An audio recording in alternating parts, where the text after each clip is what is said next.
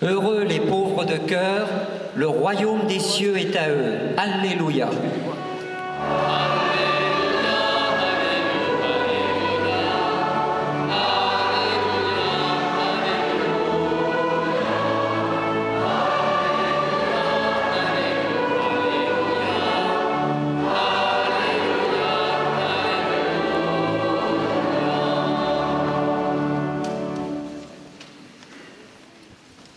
Le Seigneur soit avec vous.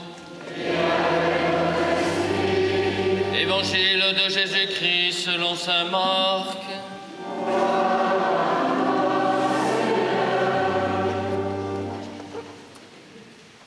Jésus se mettait en route quand un homme accourut vers lui, se mit à genoux et lui demanda « Bon maître, que dois-je faire pour avoir en héritage la vie éternelle ?» Jésus lui dit « Pourquoi m'appelles-tu bon? Personne n'est bon, sinon Dieu seul. Tu connais les commandements. Ne commets pas de meurtre, ne commets pas d'adultère, ne commets pas de vol, ne porte pas de faux témoignages, ne fais de tort à personne, honore ton père et ta mère. » L'homme répondit, « Maître, j'ai observé tous ces commandements depuis ma jeunesse. » Posant alors son regard sur lui, Jésus se mit à l'aimer. Il lui dit, « Une seule chose te manque. Va, vends tout ce que tu as, donne-le aux pauvres et tu auras un trésor au ciel. Puis viens et suis-moi. » Mais lui, à ces mots, devint sombre et s'en alla tout triste, car il avait de grands biens. Alors Jésus regarde tout autour de lui et dit à ses disciples, « Comme il sera difficile à ceux qui possèdent des richesses d'entrer dans le royaume de Dieu. » Les disciples étaient stupéfaits de ces paroles. Mais Jésus reprend, « Mes enfants, comme il est difficile d'entrer dans le royaume de Dieu, il est plus facile à un chameau de passer par le trou d'une aiguille qu'à un riche d'entrer dans le royaume de Dieu. » De plus en plus déconcertés, les disciples se demandaient entre eux, « Mais alors, qui peut être sauvé ?» Jésus les regarde et répond, « Pour les hommes, cela est impossible, mais pas pour Dieu, car tout est possible à Dieu. »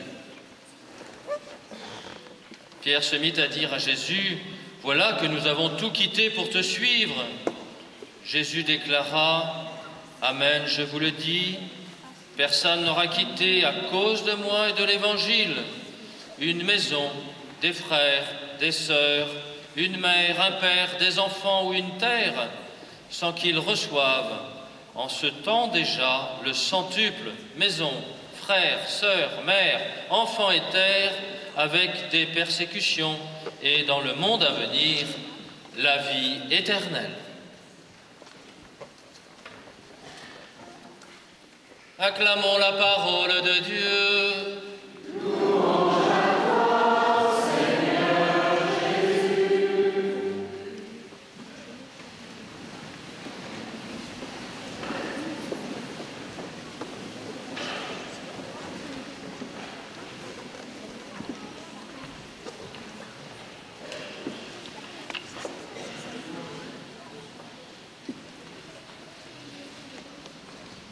Tout à l'heure, votre pasteur, l'abbé Le Meilleur, vous a invité à accueillir la parole de Dieu qui venait vers vous, vers nous, en procession. Je voudrais repartir de là pour vous dire quelques instants la place de la parole de Dieu au Concile Vatican II. Les images que vous avez pu voir de l'ouverture du Concile et de chaque jour au Concile nous montrent avant que les pères conciliaires ne commencent à débattre, toujours, tous les matins, la parole de Dieu était apportée très solennellement. Et elle était déposée sur un trône plus important que celui du pape, plus haut que celui du pape. Et il n'y avait pas une journée au concile qui ne commença par l'écoute de la parole de Dieu. Au cœur du concile, il y a la parole de Dieu. Et au dernier jour du concile, le pape a voulu faire un cadeau aux évêques. Il s'est interrogé, que vais-je leur offrir? Et il s'est dit, je ne vais pas avoir le ridicule de leur offrir les textes du concile. Et il leur a offert la Bible, la parole de Dieu. Parce que c'est la parole de Dieu qui est au cœur du concile. Elle est au cœur de notre assemblée. Et elle vient de nous être proclamée. Il nous a été dit que la parole de Dieu, qui est une sagesse, ce qui donne du goût, du sel, la parole de Dieu, c'est devenu quelqu'un, Jésus. Et ce Jésus, c'est celui dont la parole est tranchante, qui va là où il faut aller et qui nous oblige à être dans la vérité. Et la vérité de la parole de Dieu pour ce soir, pour ce dimanche, c'est l'évangile du jeune homme riche. Vous aurez remarqué d'ailleurs que jamais l'adjectif jeune n'est employé dans ce texte. Et nous aurons à nous demander tout à l'heure pourquoi ce texte est-il appelé le texte, l'évangile du jeune homme riche. Voilà, en tout cas, vous connaissez l'histoire. Une histoire qui se termine dans la tristesse, parce qu'un homme riche n'a pas pu quitter son argent pour suivre le Christ. Cette parole, elle nous est adressée à chacun d'entre nous, quel que soit notre âge, et il faudra l'adapter à nos situations. Mais commençons par nous les adultes, pour ne pas interpréter trop vite. Il y est question d'argent. Et dès qu'on parle d'argent, on est sur des choses très sérieuses. Pour nous adultes, cet évangile nous invite à nous interroger sur notre rapport à l'argent. Il ne faut pas trop vite spiritualiser. Il est question de vendre. Il est question de donner. C'est un évangile exigeant. Et on dit que dans l'Église, on parle souvent d'argent pour le demander, mais on ne parle pas assez de l'argent pour faire la vérité sur notre rapport à l'argent. Vous voyez bien encore à la radio ce matin, hier soir, ce que l'argent peut avoir de positif quand il circule, ce qu'il peut avoir d'inquiétant quand il manque dans une famille, ou ce qu'il peut avoir de pervers quand il devient l'objet d'une tentation d'accumulation. Bref, l'Évangile nous oblige à aller regarder là peut-être où nous n'avons pas toujours envie de regarder. Pour les jeunes, pour les ados, pour ceux qui commencent leur vie, cet Évangile interroge. Qu'est-ce que je dois lâcher? À quoi dois-je renoncer pour suivre le Christ? Et on peut être jeune, un adolescent, démarrer dans la vie et déjà avoir à se demander si suivre le Christ ne va pas être la source de renoncement. Quand on s'interroge sur les questions les plus importantes de sa vie, quand sa vie débute et que c'est le moment des grands choix, forcément, la parole du Christ vient nous poser des questions. Que vas-tu faire de ta vie? Quel choix vas-tu faire? Puis il y a les petits, il y a les enfants, qui tout à l'heure nous ont fait comprendre que quand on donne, on se rapproche de Jésus. Et quand on donne ce que nous sommes, nous donnons de la joie aux autres.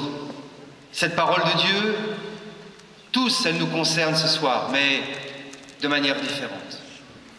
Autrement dit, cette parole, elle est pour nous ce soir. Et évidemment, c'est une parole exigeante, puisque Le jeune homme n'est pas capable de suivre, il ne peut pas. Il s'en alla tout triste parce qu'il avait de grands biens. Tout triste, ça veut dire qu'il comprend qu'il passe à côté d'un grand bonheur. Et on peut passer à côté de grands bonheurs avec Jésus.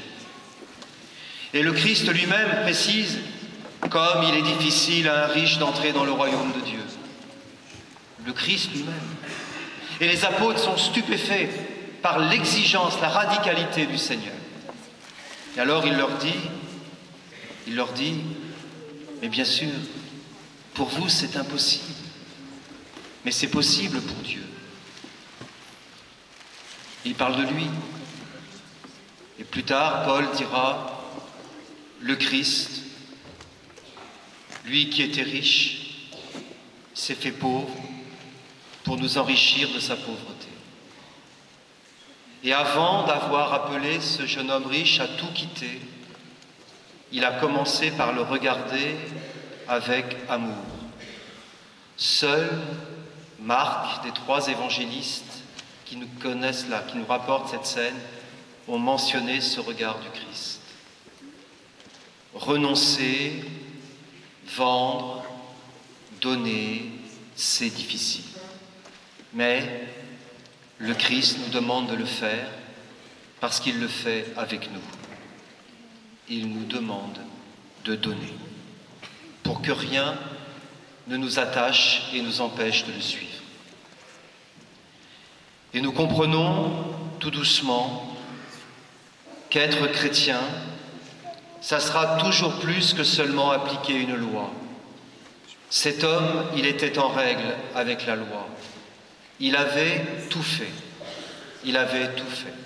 Il avait tout bon.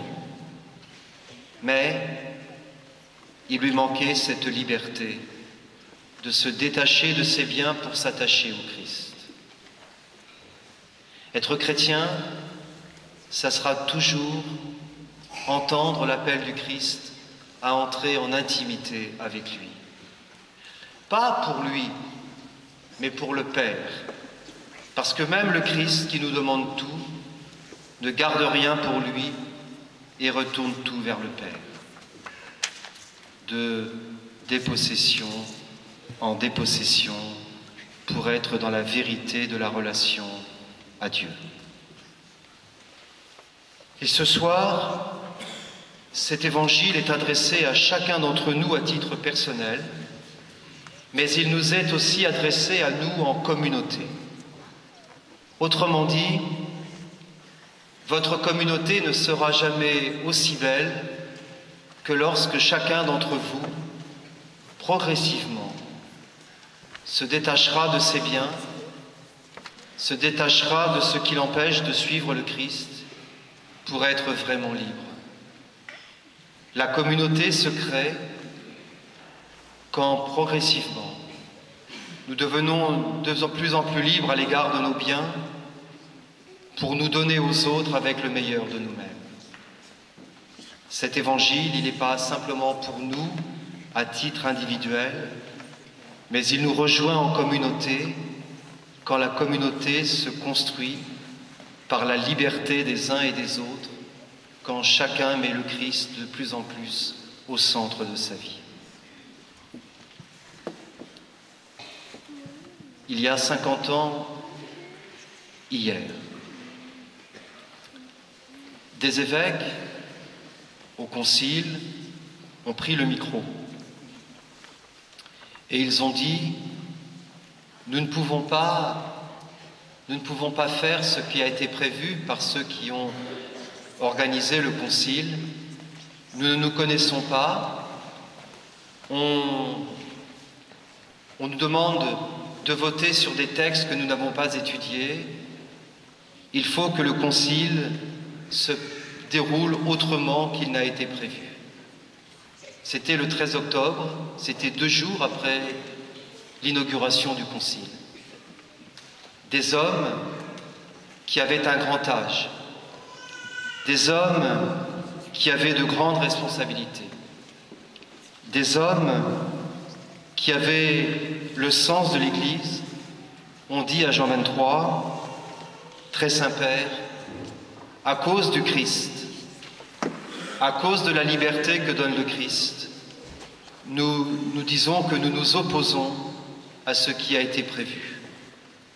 À cause du Christ, à cause de la parole qu'ils avaient écoutée, à cause de leur liberté intérieure, à cause des critiques qu'ils ont endurées, ils ont osé dire le meilleur de ce qu'ils avaient découvert, et le concile a pris une toute autre figure que celle qui était initialement prévue.